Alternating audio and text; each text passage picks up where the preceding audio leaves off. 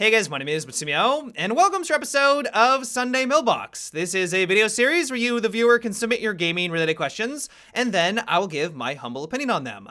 To get the formalities out of the way real quick, if you would like to submit your own question that could be featured in an upcoming episode, you can do so by leaving a comment down below, or by sending me a Facebook or Twitter message. The first question for today is, are you worried that with the new predictable recoil patterns in Ramos Exige, it will make weapons too accurate and lead to people using macros? Well, I will say that while I'm not completely opposed to the idea of having predictable recoil patterns, I don't think it's going to be the worst thing ever. These are definitely concerns that I do have. Speaking for weapons becoming too accurate, I was already noticing that on the technical test server when I was trying these things out. A lot of the recoil patterns weren't very complex. For example, many of them were either just pull down to the right or pull down to the left. And that was basically it. Once you got a basic understanding of that, because your bullets are landing exactly where you want them to go, you would have no problem going fully automatic and just spray exactly where you think the enemy's head is going to be. It led to a lot of full auto firefights that I don't really know if that's the direction a lot of people wanted for the game. Probably the best example of this was Ying's LMG on the technical test servers. Because its recoil was very easy to manage, all you needed to do was pull down to the right and only pull down to the right. It didn't do anything else to deviate from that pattern. You could have pinpoint-like accuracy for all of her 80 rounds. You could just lay into an area where you thought the enemy was going to poke their head out, and I don't know if that's exactly what people are wanting or exactly if that's what Ubisoft was wanting. Now, this does add a further element of suppressive fire. We don't really have much of suppressive fire in this game right now, and so maybe the LMGs will start to fit that role. Maybe that's one way we could kind of view this. But by and large, that wasn't just exclusive to the LMGs. There were a lot of weapons that were able to have that precision by just kind of mag dumping against the enemy. And I think that they could approach this or maybe try to find a way to work around that so it just doesn't turn into everyone mag dumping, assuming where the enemy's head is going to be. I think that is something they're going to have to address. Now, as for the macros, that's also a large concern that I have, and even Ubisoft shares this same concern. So if you're not aware of what macros do, basically you can buy a mouse, there's a lot of mouses out there, and you can basically teach your mouse to learn the recoil patterns because the recoil patterns are predictable. You know exactly how the recoil is going to manage, and so you can actually teach your mouse, at least to my understanding, to give you pinpoint-like accuracy. You don't need to compensate for it anymore because you've taught your mouse to basically do all the work for you, and so then all you need to do is point and click at the enemy.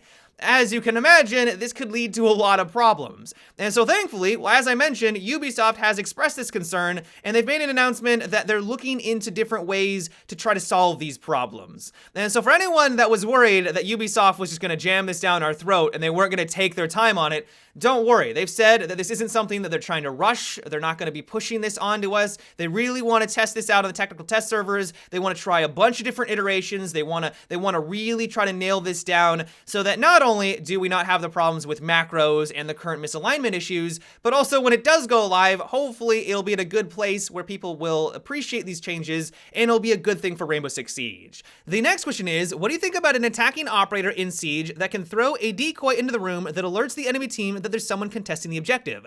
This could be very helpful in a 1v1 situation. Well, I can definitely see where you're coming from on this because conceptually, it sounds really cool. You're in a 1v1 situation, you know the enemy is lurking around, but you're not exactly sure where he is. You throw this on the point, it starts contesting, or they think it starts contesting. You're in the window, they rush on in. They clearly don't expect you to be in the window because you're supposed to be on the objective, and then you take them down swiftly after that. Like, that sounds really cool. That sounds and feels like you outplayed the enemy. The one big issue with this, though, is that it's very specific and it also only works for one game mode. For that very reason, I don't think that Ubisoft would ever introduce someone like this. Now, what I would really like to see, and this has been something that a lot of people have been hoping for a while, is that instead of just a decoy like what you described, what if they actually added in some sort of decoy gadget that made sound? It made an audio. Maybe it sounded like you were firing shots. Maybe it sounded like you were rustling into a corner. So the enemy thinks you're in one area, and then you're able to use that as a distraction to flank around and then catch them by surprise. So you give the enemy some information, it's false information, and then hopefully you're going to be able to have the advantage against them when it does get into that 1v1 situation. Now that would be really cool. Even still, that still has problems, just like the other one does, where it's still very specific. Would this actually be a gadget that would be useful for the offensive team with all the other amazing gadgets in the game? Do we want to bring someone that has a noisemaker, or do we want to bring a thermite? Do we want to bring Sledge, someone that actually has a bit more presence and can get us on the objective? The next question comes from Max, and it is, do you think that the new theme park map is too big for ranked and that it favors the defensive team? Well, I will say that the map is gigantic. It has to be one of the biggest maps that we've gotten right now, but I honestly don't think that it's too big, and I think one of the main reasons why a lot of people are maybe a little bit turned off by it, and it also seems defensive favored, is because it's a brand new map. You have to remember that when new maps are introduced, everyone's learning them, and as an offensive player, you don't know where all the hiding spots are, you don't know where the enemy's going to be coming from, and that usually gives defensive a large advantage. Once people start to get comfortable with the map, then things will start to even out a bit. That said though, you're absolutely right, this thing is gigantic, and one of the worries that I had was that it's going to turn into another Bartlett University. Bartlett University, if you're not aware, is not my favorite map in the game. I actually despise it. I think it's probably one of the worst maps ever introduced into Rainbow Six Siege. It's got a lot of problems, and one of them is its sheer size. It's a roamer's paradise. Roamers can constantly flank you in that map. There's a lot of different avenues because of how large it is. And so that was one thing I was very worried about the new map, was that there wasn't going to be any way for offense to really cover their flanks, and they were always going to have to worry about someone hitting them from a different direction.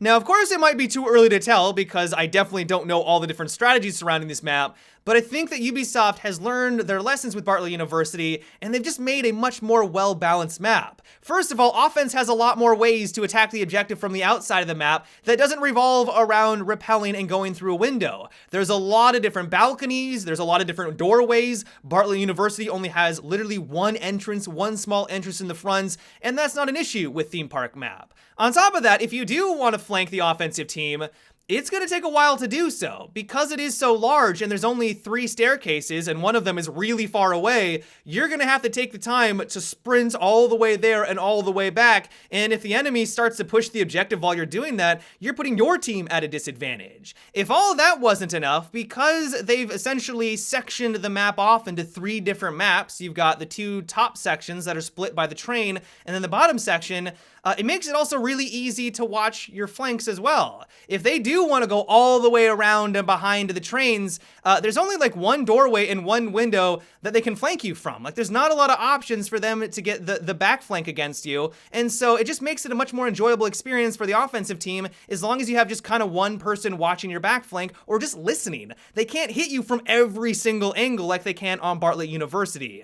And while once again, maybe in a couple of weeks or a month, I'll start to despise this map, I'll think it's the worst thing ever, I think it's clear from the design that they've gone for that they've learned their lessons and their past mistakes. It may not be perfect right now, and there's a couple of problems that I have with it, but I don't think its sheer size is the issue. And all in all, I think a lot of the times it can make for some really fun moments. The next question is, what do you think about an update or upgrade to Rainbow Six Siege where it allows defenders and attackers to detonate any detonable device they have while they're checking their cameras and drones? Well, I do know why you want to have this mechanic in the game, but I personally would never want them to introduce it. I'm assuming the reason why you want this is that if you're playing as Valkyrie, for example, you place your Valkyrie camera into a room, you place your C4 charge directly below the room, kind of where you assume the enemy's going to walk on by, so that way, when they walk directly above your gadget, you just press a button while you're in the camera, you know exactly where they are, and you get a nice, easy, free takedown. That's very, very powerful.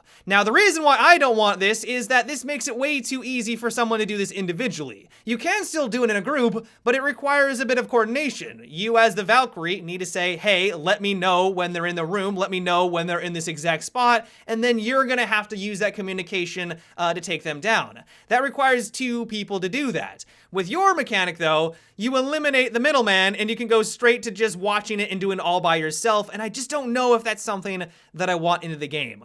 Admittedly, I already despise that specific tactic, even though it requires 2 people to pull it off. a lot of the times you have no idea it's about to occur because, as I mentioned, you can't hear the gadget making any noise, and so when you walk on in, you droned it out, you played it smart, you played it safe, you walk into the room and all of a sudden you just get taken out of nowhere. That's really frustrating.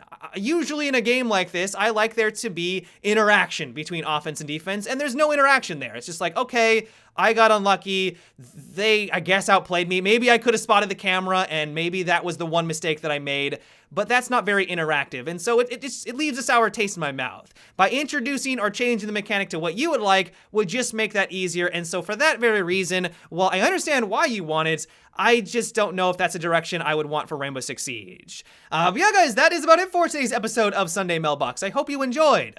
Let me know what you thought about what we discussed in today's video. Are you happy with the new recoil patterns? Do you think that they should keep it the way that it is right now? Let me know down below in the comments. As always, if you would like to submit your own question for an upcoming episode, you can also leave a comment down below or by sending me a Facebook or Twitter message. But until tomorrow, guys, have a good one and take it easy.